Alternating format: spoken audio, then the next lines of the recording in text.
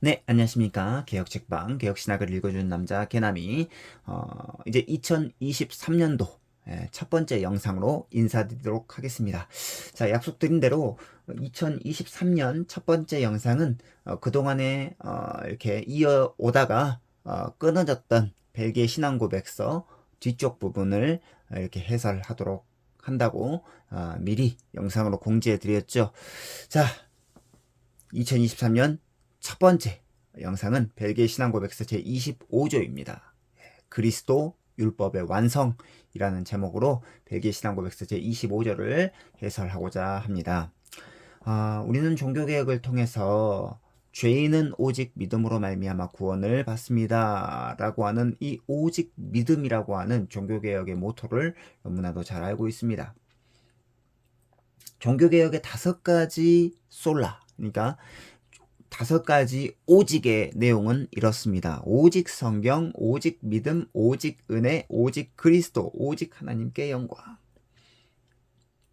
마틴 루터가 95개조 반박문을 통해서 가톨릭 교회의 잘못된 점들을 쫙 이렇게 반박하는 반박문을 비텐베르크 문에다가 성문에다가 붙이죠.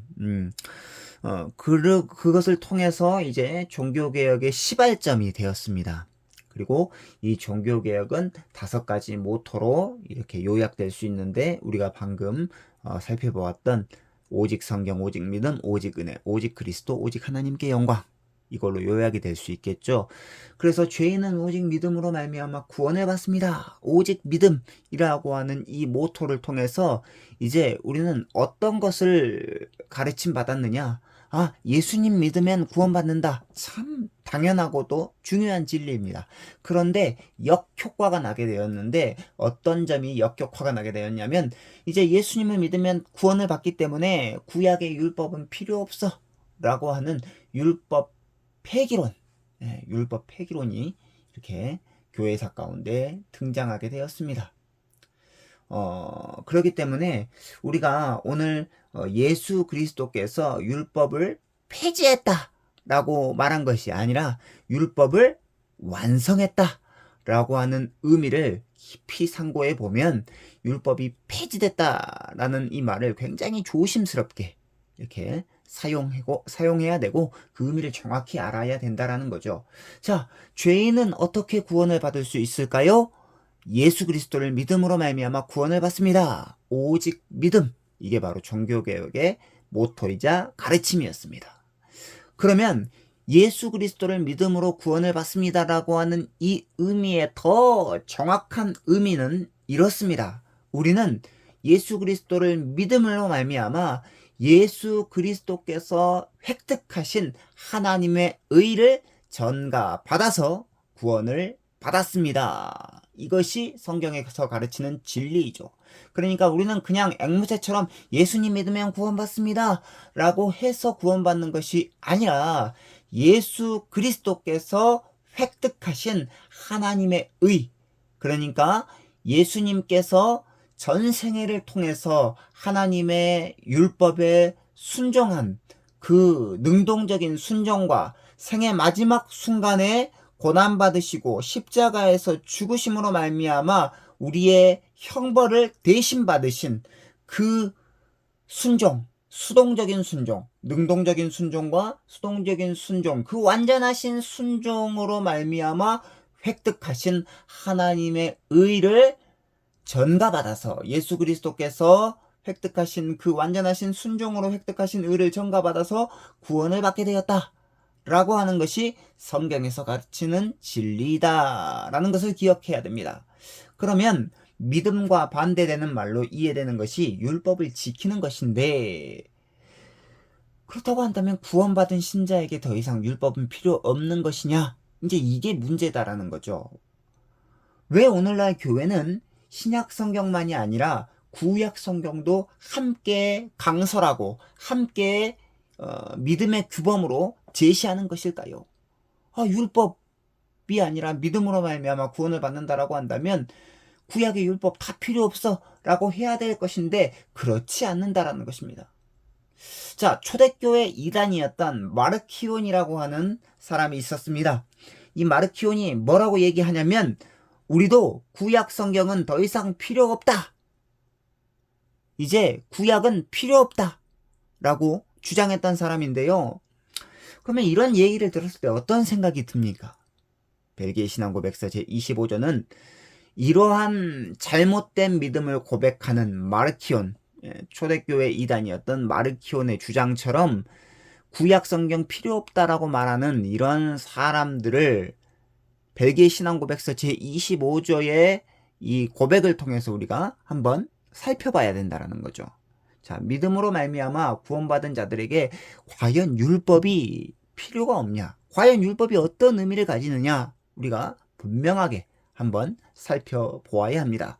벨기에 신앙고백서 제25조는 그래서 이렇게 고백하는데, 먼저 율법은 여러 가지 구약의 의식들, 여러 가지 율법의 의식들과 상징들은 예수 그리스도가 오심으로 말미암아 폐지된 것이 맞습니다. 그래서 이렇게 고백하죠. 벨기에 신앙고백서 25조 첫 부분입니다. 우리는 율법의 의식들과 상징들이 그리스도의 오심과 함께 끝났고 그 모든 그림자들이 성취되었으므로 그리스도인들 가운데서는 그 율법이 사용되는 것이 폐지되어야 함을 믿습니다. 그래서 로마서 10장 4절 그리스도는 모든 믿는 자에게 의를 이루기 위하여 율법의 마침이 되시느니라. 율법의 마침이 되시느니라. 율법이 끝났다라고 하는 의미보다도 이 마침이라는 말은 율법이 완성되었다라는 의미가 더 강합니다. 자, 율법의 여러 의식들, 구약의 희생제사, 할례, 이러한 의식들, 그리고 그러한 상징들이 예수님이 오심과 동시에 끝났다라는 것입니다. 이 모든 것들이 하나의 그림자, 예수 그리스도를 가리키는 그림자. 그래서 예수 그리스도가 오심으로 말미암아 이러한 모든 의식들과 상징들이 성취되었으므로 더 이상 이 율법이 이제 신약에서는 더 이상 시행되지 않는다. 폐지되어야 함을 믿습니다. 이렇게 고백하는 거예요. 자, 구약의 희생제사, 죄를 지은 자들을 위해서 흠없는 제물이 대신 이렇게 죽는 그러한 희생제사.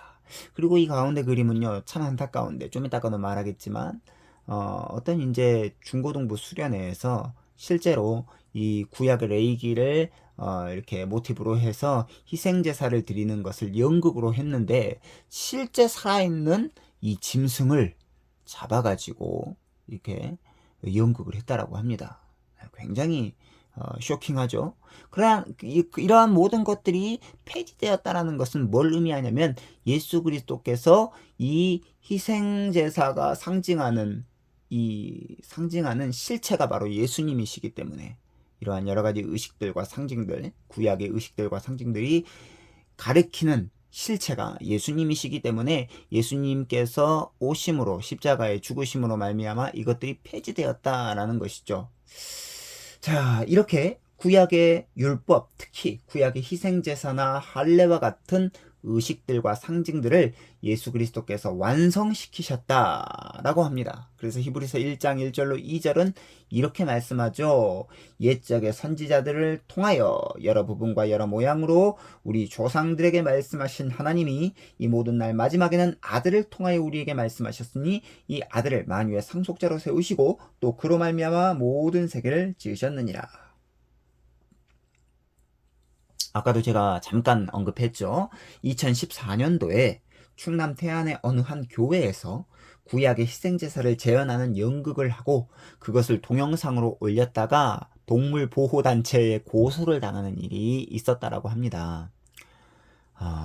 살아있는 그 짐승에게 밧줄로 목을 묶고 끌고 오는, 그러니까 이게 이제 동물 우호단체들, 보호단체들에게는 굉장히 이거는 동물 학대다라고 해서 이렇게 동물 보호단체에 고소를 당하는 일이 발생했는데, 그렇다고 한다면 벨기에 신앙고백서 제25조가 율법이 폐지되었다라고 하는 이 사실을 강조한 이유는 뭐냐? 뭐 때문이냐? 그것은 로마 카톨릭의 율법에 대한 오해 때문이었습니다. 우리는 예수님을 믿음과 동시에 우리의 죄 문제가 해결되었음을 믿습니다. 그러나 로마 카톨릭은 그것으로 충분하지 않고 날마다 죄의 용서를 위해서 희생 제사를 상징하는 미사 의식을 행해야 된다라고 주장했습니다. 그래서 귀도드 불에는 십자가에서 그리스도의 사역이 완성되어 구약 율법의 제사들과 의식들이 성취되었음을 믿는다라고 분명하게 고백하고 있는 거예요. 자, 예수 그리스도의 사역이 살아 계시면서 능동적으로, 자발적으로 하나님의 율법에 완전하게 순종했습니다. 그리고 그 생의 정점에 이르렀을 때, 마지막 끝에 정점에 이르렀을 때 예수 그리스도께서 고난받으시고 십자가에서 죽으시는 그 수동적인 순종, 그러니까 살아계시면서 행하셨던 그 능동적인 순종과 그 생의 정점에 마지막에 고난받으시고 십자가에서 죽으신 그 수동적인 순종, 이 두 가지 순종이 바로 예수님의 완전하신 순종인데, 그 완전하신 순종으로 말미암아 예수 그리스도의 사역이 완성되었고, 이제 구약의 율법의 제사들과 의식들이 완전하게 예수님의 순종을 통해서 성취되었음을 고백하고 믿는다 라고 이렇게 귀도드 불에는 고백하고 있는 것이죠. 자, 그래서 이 가톨릭 교회의 잘못된 이 가르침, 또다시 희생제사를 상징하는 미사를 드리고, 또 여러 가지 이렇게 선행을 통해서 거룩에 이르려고 했던 이러한 잘못된 그들의 가르침들을 귀도드 불에는 무척이나 염려했습니다. 그래서 이런 오해가 있을 것을 잘 알았던 귀도드 불에는 벨기에 신앙고백서 25조에서 계속해서 이렇게 고백하죠. 자, 그러니까 율법, 우리가 아까 말했던 예수 그리스도를 통해서, 예수 그리스도를 믿음으로 통해서 우리가 구원받게 되었다라고 한다면 구약의 모든 율법들은 필요 없냐, 이 이제 문제가 남았다라는 것이죠. 그런데 귀도드 불에는 이렇게 이야기합니다. 그렇지만 율법의 진리와 본질은 율법을 성취하신 그리스도 안에서 그리스도를 위하여 여전히 남아 있습니다. 그러니까 율법을 온전히 성취하시고 완성시키신 예수 그리스도로 말미암아 우리는 그리스도 안에서 율법이 폐지되었음을 믿습니다. 의식들과 상징들이 폐지되었음을 믿어요. 그래서 율법은 우리를 구원할 수 없습니다. 맞죠? 예. 율법의 완성이신 그리스도를 믿어야 구원을 받기 때문에 율법이 우리를 더 이상 구원할 수 없다라는 거죠. 하지만 율법 자체가 아예 쓸모없게 되었다라는 것을 의미하는 것이 아닙니다. 여전히 그 율법은 유용하죠. 유용합니다. 왜냐하면 율법의 진리와 본질은 여전히 남아있기 때문이죠. 율법의 세 가지 용도, 율법의 세 가지 용도가 다음과 같습니다. 율법의 세 가지 용도, 칼빈이 말하는 율법의 세 가지 용도는 이렇습니다. 첫 번째, 죄를 억제시키는 용도입니다. 이것은 이제 율법의 시민적 용도, 일반 은혜에 해당하는 것이죠. 두 번째는, 율법의 두 번째 용도는 죄와 비참함을 깨닫게 하는 것이죠. 율법을 지킬 수 없음으로 말미암아 죄인이 그 죄와 비참함을 깨달아서 정말로 나는 어쩔 수 없는 죄인이구나 라는 것을 깨닫게 하는 거예요. 이게 이제 율법의 신학적 용도라고 할 수 있습니다. 마지막 세 번째, 그러면 이제 율법을 지킬 수 없는 그 비참한 상태를 보았다라고 한다면 율법의 실체이신 예수 그리스도께로 우리가 눈을 돌리게 되죠. 그분을 믿게 될 것입니다. 그분을 의지하게 될 것입니다.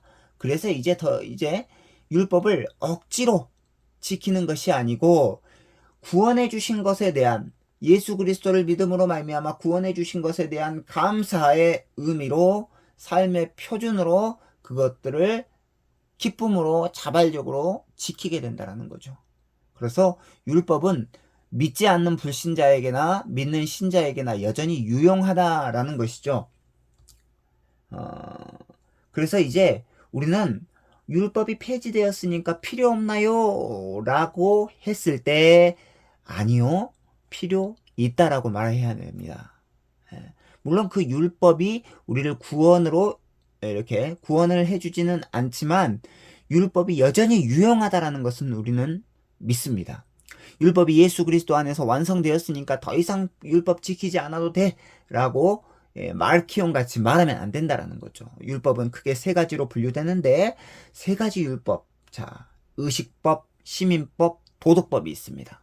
의식법과 시민법, 구약 이스라엘 백성들의 희생제사와 할례와 같은 이런 의식법과 그 당시 이스라엘 백성들, 이스라엘 시민들이 지켰던 그 시민법, 구약의 여러 가지 율법들은 폐지되었음을 믿습니다. 그러나 여전히 한 가지가 더 남았는데 그것은 십계명으로 요약되는 도덕법입니다.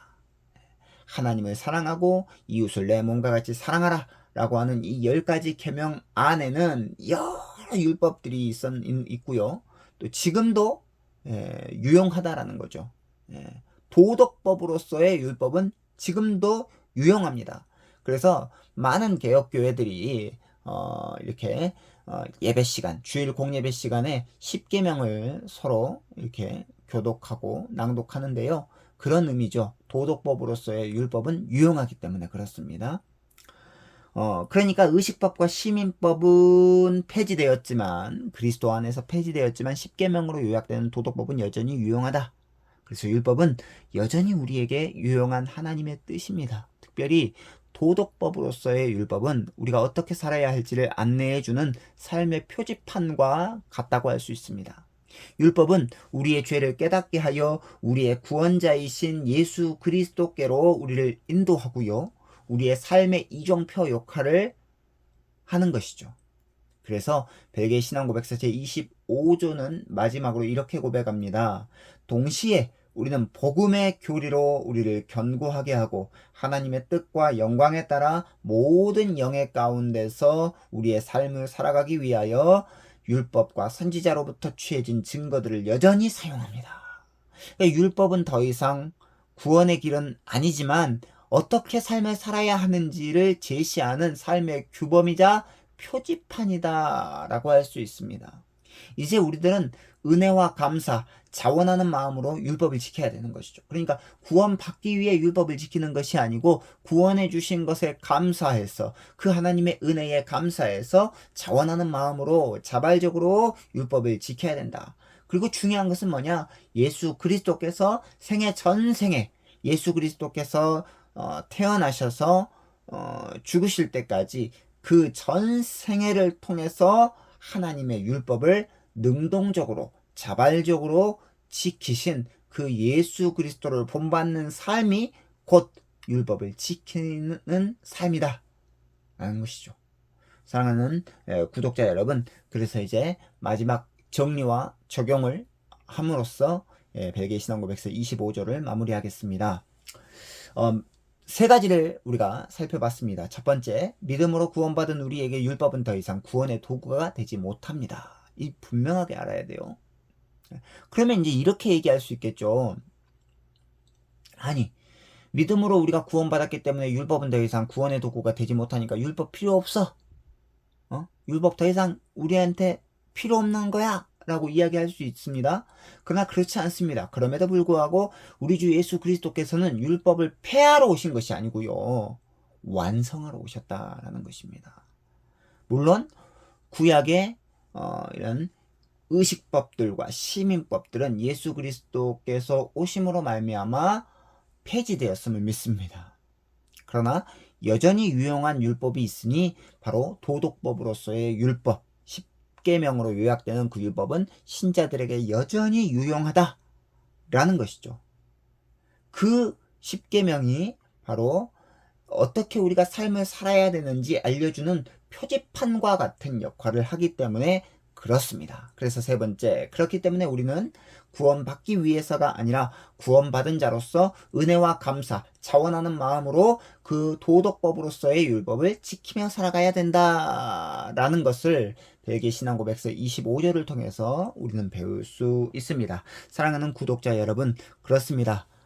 예수 그리스도께서 오심으로 말미암아 율법은 폐지되었지만 여전히 도덕법으로서의 율법은 우리 신자에게 유용하다라는 것이죠. 그래서 죄를 억제시키고 죄를 깨닫게 하여서 율법의 실체이신 예수 그리스도께로 우리를 인도해주고 그 예수님을 믿음으로 말미암아 우리가 구원받게 되었다라는 것을 기억하고 정말로 우리가 율법을 특별히 십계명을 우리가 읽고 또 공부하고 이렇게 낭독할 때에 이런 의미들을 잘 기억하시기 바랍니다. 그래서 우리가 벨기에 신앙고백서 제25조를 통해서 예수 그리스도께서 율법을 폐지하기 위해 오신 것이 아니고 완성시키려고 오셨다라는 이 분명한 진리로 우리의 신앙을 잘 정립해 나가시기를 간절히 소망합니다. 여기까지 영상은 마치겠고요. 다음 시간에는 제26조로 찾아뵙도록 하겠습니다. 안녕히 계십시오.